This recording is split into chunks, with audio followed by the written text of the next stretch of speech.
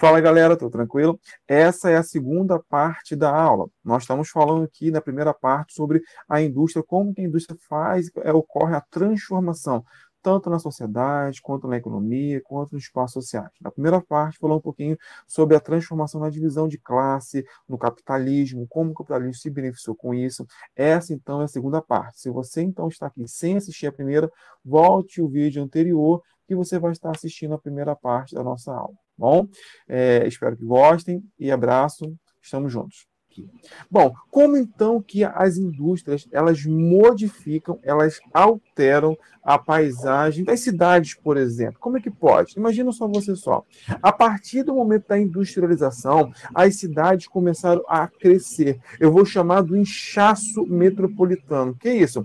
Por exemplo, quando você bate a cabeça ou se machuca em algum lugar, o que acontece? Ele vai inchar, certo? Se você torcer sua mão, a sua mão vai inchar, se você bater em algum lugar, vai estar. Ou seja, quando eu falo de inchaço urbano, eu estou falando que a cidade, ela cresceu, ela expandiu, e com as indústrias isso foi muito aparente. Lá no século XVIII, né, 1750, finalzinho do século XVIII, início do século XIX já, o aumento das indústrias nas cidades, porque as indústrias geralmente ficavam próximo às cidades por conta do mercado consumidor ou próximo aos grandes centros de distribuição de matéria-prima para facilitar o transporte, as cidades começaram a crescer, começaram a se urbanizar. Mas por quê?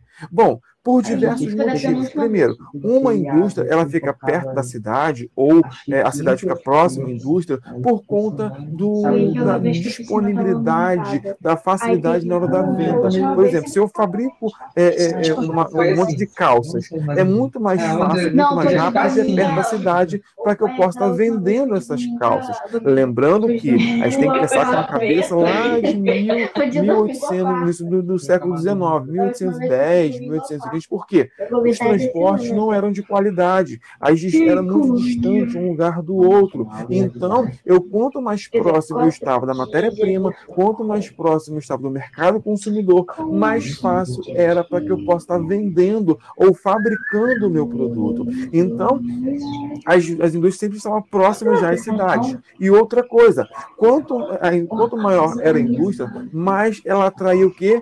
Trabalhadores. As pessoas procuravam as indústrias. Por quê? Porque elas queriam trabalho. Então, acabavam as pessoas indo morar ali próximas. Se eu tenho uma indústria, por exemplo, no centro, vamos botar aqui Rio de Janeiro, uma indústria no centro do Rio de Janeiro, as pessoas o quê? Elas procuravam a morar próximas àquilo. E uma pessoa que está lá no Nordeste, poxa, lá no Rio de Janeiro tem emprego. Então, eu vou sair daqui do Nordeste que não tem emprego e vou ir para o Rio de Janeiro. E para ter o quê? Ter emprego lá.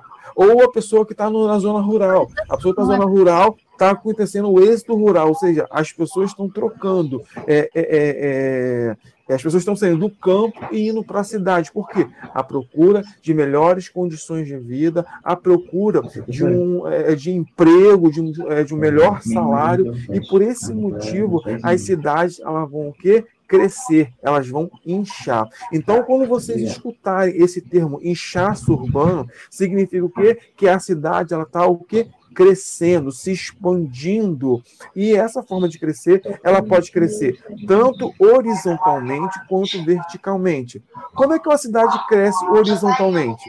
Ela vai cada vez construindo mais casas, mais prédios, no caso, ela vai o quê? Aumentando de tamanho. E como é que ela cresce verticalmente? Na construção de prédios. Se antigamente eu tinha várias construções de casas, se eu quebro, por exemplo, se eu destruo umas 5 casas, umas 5, 6 casas, e construo um prédio, eu posso botar o quê? Diversas casas, uma em cima da outra. Ou seja, eu estou crescendo a cidade, estou crescendo a minha malha urbana de forma o quê? Vertical. Eu vou estar crescendo para cima. Agora eu não tenho só uma casa, eu vou ter uma casa em cima de outra casa, que vai ter outra casa em cima e mais uma outra casa. É um prédio, por exemplo, propriamente dito. E esse processo de inchaço urbano eu vou chamar de urbanização. A urbanização, vocês vão escutar muito isso lá no 7º ano, no ano que vem comigo, vocês vão escutar muito isso sobre urbanização, processo de urbanização, êxodo rural, saída do campo para a cidade, movimentos migratórios, fluxos migratórios. Isso nós vamos ver no que vem. Bom, mas eu quero que vocês entendam que esse processo de crescimento da cidade, de inchaço urbano, eu vou dar o nome de urbanização. Significa o quê? Que a zona urbana, as cidades estão crescendo. É o processo de as pessoas saírem do campo e irem para a cidade. Da cidade está o quê? Crescendo. Esse processo de crescimento da cidade eu vou chamar de urbanização. Tranquilo? Hein, gente? Sim, professor. Aqui eu tenho um gráfico. Quando você Oi, pode falar. Vocês estavam crescendo, eu fui e perguntei urbanização. Mais ou menos. Eu tinha visto aqui no slide. Aí, quando eu olhei urbanização, que eu abri o microfone aqui, estava escrito de vermelho, urbanização grandão. Aqui eu tenho um gráfico, olha só que gráfico interessante. Aqui eu mostro o nível de urbanização das principais cidades do mundo, antigas, até hoje em dia, como que as cidades começaram a urbanizar depois da industrialização. Olha só, primeira cidade a ser industrializada foi o quê? Londres, lá em 1700. Olha a partir de 1700, até 1800, onde a industrialização estava começando, você vê que praticamente a cidade quase não cresceu. Mas depois que a industrialização ela começou a pegar força a partir de 1800, olha só, olha que de 1800 a 1900, olha como que ela foi urbanizada, como que a cidade cresceu. Então, gente, repare que o processo de industrialização está diretamente ligado ao processo de urbanização. Eu não posso falar de urbanização se eu não falo, sem falar de industrialização, ok? Porque uma coisa está ligada à outra. Toda vez que eu falo do processo de criação de indústrias, eu vou estar falando do processo de crescimento das cidades, da malha urbana, da zona urbana. Ok? Todo mundo entendeu? Alguma dúvida referente a isso? Hein, gente? Não, professor, nem entendi. Acho que não, professor. Perfeito. Outra forma também de mudança que a indústria ocorreu. Eu já vi como que a indústria mudou as cidades, eu já vi como que a indústria se adaptou ao capitalismo, como que a indústria mudou em relação à classe social. Agora eu vou ver como que a indústria ela mudou a paisagem na sociedade como um todo, na divisão do trabalho. Como assim? Lembra que eu falei com vocês que lá no artesanato não existia divisão do trabalho, na última aula? Que o trabalho que uma pessoa ela fazia todo o processo de produção de um determinado material? Eu dei até exemplo da cadeira. Para a pessoa fabricar a cadeira, uma pessoa ela ia na floresta, arrancava a árvore, fazia aquela árvore de tábuas, pegava a tábua, colocava em forma de madeira, cortava os pedaços, né? Depois lixava, invernizava, moldava e vendia. Isso uma pessoa só. Com a manufatura, eu comecei a perceber uma pequena divisão no trabalho. Agora, eu tenho uma pessoa que é responsável por cortar a árvore, outra pessoa por pegar aquela árvore e transformar em tábuas, outra pessoa para pegar aquelas tábuas e transformar em cadeira. Ou seja, eu comecei a ver uma pequena divisão do trabalho. Já na indústria, eu vejo que uma grande divisão do trabalho, aonde uma pessoa ela só faz aquela determinada coisa, ela não sabe fazer outra coisa na linha de produção. Ou seja, agora ela é especializada em, por exemplo, em apertar um botão, especializada em, por exemplo, em fazer sei lá, vamos ver aqui um carro, por exemplo. Por exemplo, vamos ver aqui um exemplo de industrialização. A cadeira, é verdade. Uma pessoa, ela é só responsável por pegar, já a madeira comprada já, que ela não vai arrancar, né? Uma pessoa é responsável só por comprar a madeira. A outra é responsável por inspecionar a madeira. Outra pessoa é responsável pelo estoque, para ver a quantidade de madeira que tem, a qualidade da madeira. Outra pessoa já é responsável já por cortar, botar a madeira na máquina, acertar a madeira todinha, cortar nos pedaços da cadeira. A outra pessoa já é responsável por desenhar a cadeira, os entalhes, o designer da cadeira como um todo. Ou seja, agora está muito mais segmentado. Tem até um quadrinho aqui, ó, muito interessante, que eu adoro usar ele, principalmente em prova. Então fique ligado aqui, nesse quadrinho aqui, ó. Ele fala o seguinte, ó: vou me aposentar amanhã e sabe o que eu quero fazer? Andar até o fim desta linha de montagem e descobrir o que estou fazendo há 30 anos. Por exemplo, ele trabalha há 30 anos nessa fábrica e ele não sabe o que ele produz. Por quê? Porque ele só faz uma coisa, ele só sabe apertar um botão, ele só sabe encaixar uma pecinha na outra, mas o resultado final, que fica lá na linha final da esteira, ele não sabe o que acontece, ele não sabe o que está acontecendo. Então, é interessante observar que, com o aumento da industrialização, essa divisão do trabalho está cada vez mais especializada. Hoje em dia, estão até se falando que não é mais tão importante fazer faculdade, que o importante é você ser especializado em alguma coisa, que a faculdade ela vai te ensinar um âmbito geral. Agora, você ser especialista, você vai ser especialista naquele determinado tipo de função. Por exemplo, uma pessoa que trabalha montando um carro, ela é especialista em construir, por exemplo, em colocar a porta. Quem bota a porta é um robô.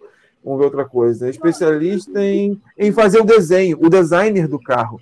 Então, ele vai se especializar o quê? Em fazer o melhor designer, em botar aquele carro no túnel de vento para ver como que funciona a aerodinâmica. Ou seja, ele vai só pensar no design do carro. A outra pessoa vai ser especialista em motor. Ele só vai pensar como que é feito o motor. Só um minuto só. Como que é feito o motor, como que eu pego o melhor desempenho, qual vai ser o melhor combustível. O outro já vai ser especialista, por exemplo, na suspensão. Qual que é a melhor suspensão para lugares onde não tem asfalto? Qual a melhor suspensão para asfalto? Outro vai ser especialista já no pneu.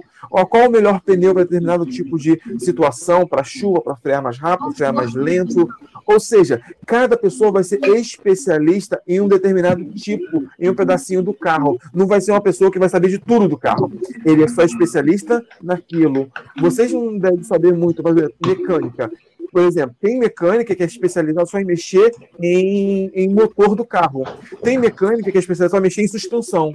Tem mecânica que é responsável só por mexer na parte do som do carro. Ou seja, cada coisa é uma especialização. E isso é um tipo de divisão do trabalho. E essa divisão do trabalho, ela começou a surgir mais forte, mais força a partir do processo de industrialização. Beleza? Davi, você falou comigo. Fala aí, o que você quer? É porque eu tinha caído da chamada, professor. E aí eu não estava conseguindo voltar. Eu tive que sair, né? Para colocar meu celular para carregar. E aí eu não estava conseguindo voltar, mas agora eu consegui. Beleza, então. Beleza.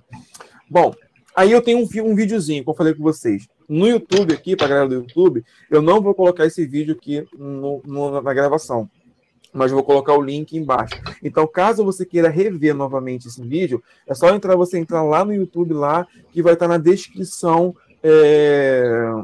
o link para esse vídeo aqui. É um vídeo muito bacana, um vídeo muito antigo, de Charlie Chaplin, vocês já ouviram falar já. O nome do filme é Tempos Modernos. É muito fácil achar esse filme no YouTube, caso você não queira procurar o meu vídeo. Até o filme todo, tá todo o filme completo no YouTube. Tempos Modernos, o nome do filme. É muito, muito interessante esse filme aqui. Além de engraçado, ele é interessante para a gente ver como que é essa prática da divisão do trabalho e de como que era a industrialização lá no passado, é claro, de forma cômica aqui, mas é bom que a gente consegue ver algumas semelhanças. Deixa eu colocar aqui para vocês estarem vendo. Então, voltando aqui para a nossa aula, vocês viram aí no filme, em Tempos Modernos, uma tentativa dele tentar representar como seria a indústria do futuro, como que essa indústria ela modificou a forma de trabalho do ser humano. O ser humano, até então, até o surgimento da indústria, trabalhava de uma forma, se dividia o trabalho de uma forma. Após a industrialização, foi retratado no vídeo aí, como que foi alterado essa transformação no trabalho, no tipo de trabalho que cada um desempenhava. Beleza? Aqui, ó, acho que é a última, se eu não me engano, a última penúltima. Vamos falar um pouquinho sobre a alteração da paisagem urbana. Como assim? Bom, a cidade ela foi alterada como um todo, mesmo naquela época já existia cidade, mas com o advento, com o aumento da industrialização, a paisagem ela foi aumentada. O quê? Em cidades foram construídas, ruas foram alargadas para incluir bondes, transporte público, para as pessoas pudessem fluir com mais velocidade, com mais rapidez. Como a gente viu lá no filme, o relógio, a hora, era algo importante. Até então, o relógio não era tão importante, mas como a gente viu no vídeo, estava todo mundo correndo a todo tempo, todo mundo indo para o mesmo sentido, para o mesmo lugar, para aquela indústria, para todo mundo trabalhar naquela fábrica. Então, a hora era muito importante, porque as pessoas ganhavam por hora. Então, o atraso era algo imperdoável. Então, não podia parar. Então, esse motivo ele começou também a alterar a configuração da cidade. Galpões foram criados, fábricas foram abertas, ou seja, até a casa das pessoas que trabalhavam nessa indústria tinha que morar próximo a ela. E tudo isso permitia que a transformação daquela cidade. Outra configuração também, como eu falei com vocês, foi na moradia das pessoas. Já que, por exemplo, a pessoa tinha que morar próximo à sua empresa, à sua fábrica onde trabalhava, mas não tinha onde, era tudo muito caro, morar na cidade era muito caro. Então, bairros periféricos foram comuns, o surgimento desses bairros, favelas, aqui no caso do Brasil, né, São Gonçalo, por exemplo, gente, era uma cidade periférica, onde as pessoas que moravam aqui em São Gonçalo, elas iriam de manhã trabalhar lá no Rio, em Niterói, e voltavam à noite para voltar para São Gonçalo novamente. São Gonçalo ela foi construída nesse tipo de visão. Tanto é que você quase não encontra indústria, quase não encontra fábricas aqui em São Gonçalo. Por quê? São Gonçalo foi configurada para ser um bairro residencial, para ser um município onde as pessoas vêm para viver, para morar, para estar próximo aos seus trabalhos. Pode falar. Eu já vi em muitos filmes antigos que eles separavam entre bairros nobres, caros e cidades. Isso, nossa, surgiu muito. A gente vê isso aqui, gente, a zona sul do Rio. Gente, é muito interessante. Não precisa ir para o Rio, não. Vamos para o Rio, não. Vamos ficar em Niterói mesmo. Aqui em Niterói que a gente consegue ver bem essa diferença. Nós andamos aqui no nosso bairro, olha a diferença. Você vai em Caraí. Olha a diferença de Caraí para aqui, galera. Você vai lá na praia, você vai andar um pouquinho, vai lá à noite comer um cachorro-quente lá em Caraí. Galera, é um outro padrão. As ruas, você não vê lixo, você não vê... É tudo organizadinho, tudo pintado, tudo limpinho. Só tem prédio. Ou seja, a organização é muito diferente. Por quê? Foram criados, após a industrialização, houve uma divisão muito clara desses bairros periféricos, dos bairros nobres, dos bairros onde só existe empresa. Já viu falar no ABC Paulista? No ABC Paulista, são bairros que foram criados para industrialização. Minha prima, ela teve um tempo que ela morou lá no ABC Paulista, e ela falava que na cidade onde ela estava, era indústria para tudo quanto é lado, não existia casas, assim, as ruas... Hoje a gente vai andando, você vê, na esquina tem a casa de fulano, outra esquina tem outra casa, às vezes tem um comércio, uma padaria, uma sorveteria. Lá não, lá era só indústria, não existia casa. Aonde você andava era um galpão, uma indústria de alguma coisa. Por quê? Nós vimos claramente a divisão daqueles lugares ali, do espaço geográfico que era dividido tudo para aquela finalidade. Aqui eu tenho aqui nessas casas mais pobres aqui, com a finalidade moradia. Geralmente a moradia mais precária, onde falta saneamento básico, falta água, onde falta, as ruas são pequenas, as pessoas ganham um salário baixo. No entanto, as pessoas precisam estar próximo aos grandes centros. Repare que, ó, toda vez que eu tenho uma cidade, por exemplo, que é uma favela, uma comunidade, eu tenho atrás do quê? A cidade aqui. Aqui é a cidade aqui. Por quê? Essas pessoas precisam estar próximas ao seu mercado de trabalho. Então, mas as pessoas não têm condições de pagar uma casa cara, um valor caro, então as pessoas acabam indo para as cidades, para esses bairros, essas comunidades mais precárias, mais carentes. Alguma dúvida? Hein, galera? Não, professor. Professor, E pode falar. uma vez uma prima minha, ela mora em Niterói, ela veio aqui para São Gonçalo dormir na minha casa. Aí ela veio falar, Carol, tem tal coisa? Tem tal restaurante? Eu, não. É muito diferente do que tem. É verdade, muita coisa mesmo. Muita coisa. E chega a ser frustrante. Uma outra coisa também, a última aqui, tá? Último slide.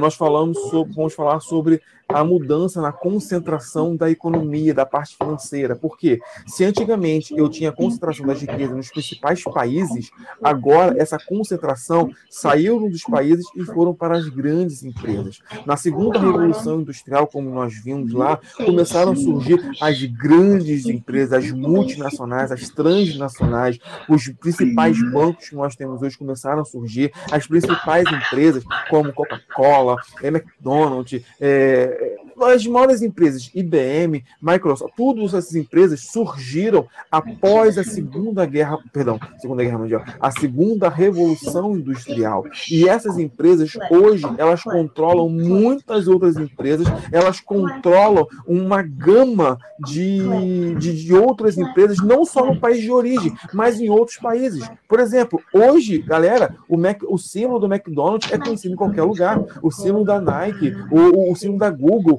aonde você vai, você é reconhecido aquela marca. Por quê? Aonde você vai é conhecido. E é interessante observar o quê? Essas empresas nem sempre estão naquele país.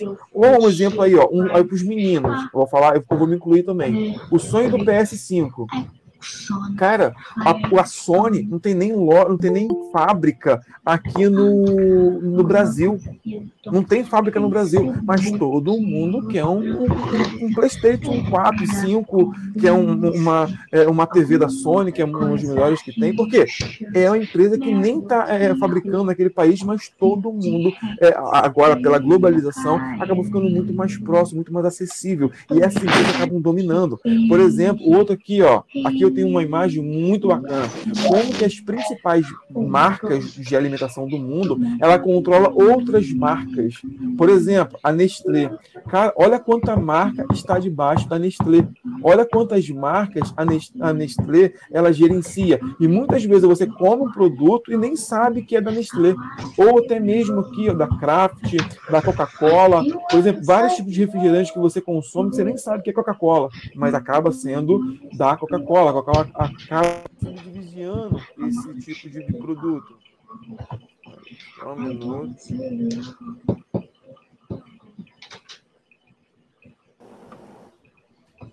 Vamos lá, desculpa aqui que me ligaram, esqueci de botar no modo avião. Bom, a Unilever, gente, sem brincadeira, ela faz desde produtos de sorvete até produtos de higiene. Olha que loucura. Ela faz, Axe, o Rexona Axe, o Dove, e também faz o Kibon, o sorvete que nós gostamos, o caldo quinó. Olha só, olha tipo, a variedade de coisas que uma empresa só ela faz. Coisas que não tem nada a ver uma coisa com a outra, mas acaba tendo mesmo conglomerado. Pode falar. Eu estava